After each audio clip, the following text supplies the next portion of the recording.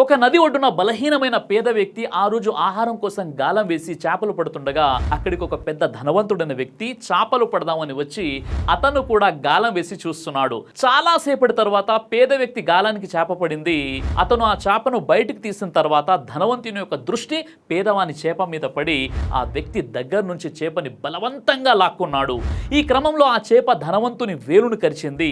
ఆ తర్వాత అతను ఆ నొప్పిని భరించలేకపోవడంతో అతని చేతి నుంచి ఆ చేప జారిపోయింది. వెంటనే ఆ వ్యక్తి డాక్టర్ దగ్గరికి వెళ్ళాడు. డాక్టర్ అది చూసి గాయం చాలా తీవ్రంగా అయింది, వేలును తీసేయనట్లయితే మొత్తం చేయికి ఇన్ఫెక్షన్ స్ప్రెడ్ అవుతుందని చెప్పేసి డాక్టర్ వేలును కోసేస్తాడు. అలా కొన్ని రోజులు గడిచిపోయాయి. అయినప్పటికీ ఆ ఇన్ఫెక్షన్ మాత్రం తగ్గడం లేదు, అది మరింత పెరుగుతూ ఉంటుంది. వెంటనే ఆ ధనవంతుడు మళ్ళీ డాక్టర్ వద్దకు వెళ్ళాడు. అప్పుడు ఆ డాక్టర్ ఇన్ఫెక్షన్ మరింత పెరుగుతుంది, ఇప్పుడు మోచేయి వరకు కోయాల్సి ఉంటుంది, లేదంటే పూర్తి భుజం వరకు ఇన్ఫెక్షన్ వెళ్తుందని చెప్పేసి మోచేయి వరకు కోసేస్తాడు. అయినా కానీ ఆ ఇన్ఫెక్షన్ అనేది తగ్గలేదు, మరింత పెరుగుతూనే ఉంది.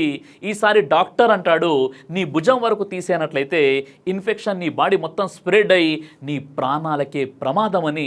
వెంటనే అతని భుజం కోసి డాక్టర్ ధనవంతునితో, నిన్ను చూస్తుంటే జాలి వేస్తుంది, నువ్వు ఎవరికైనా ఏమైనా చెడు అయితే చేయలేదు కదా, ఎందుకు నీకు ఇదంతా అవుతుంది అని అడుగుతాడు. అప్పుడు ఆ ధనవంతుడు జరిగిన మొత్తం విషయం చెప్తాడు. అప్పుడు డాక్టర్ అంటాడు, వెంటనే వెళ్ళు, అతనితో క్షమాపణ వేడుకో అంటాడు. ఆ ధనవంతుడు ఆ వ్యక్తి దగ్గరికి వెళ్ళి అతనితో, అయ్యా నువ్వు నాకు ఏమని శాపం పెట్టావు, నేను కేవలం నీ నుంచి ఒక చేపను మాత్రమే తీసుకున్నాను, దానికి నా వేలు, నా చెయ్యి, నా భుజం పోయింది, చూసావా నా పరిస్థితి ఎలా అయిందో అని అంటాడు.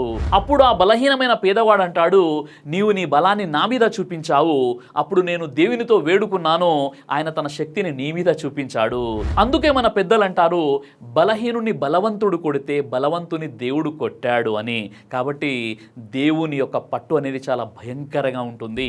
మనకు అధికారం ఉందని, మనకు డబ్బు ఉందని మనం ఇతరులపై దౌర్జన్యం చేసినట్లయితే ఏదో విధంగా అదే దౌర్జన్యం మనపైకి కూడా తిరిగి వస్తుంది అన్న విషయాన్ని ఎప్పుడు మనం మర్చిపోకూడదు.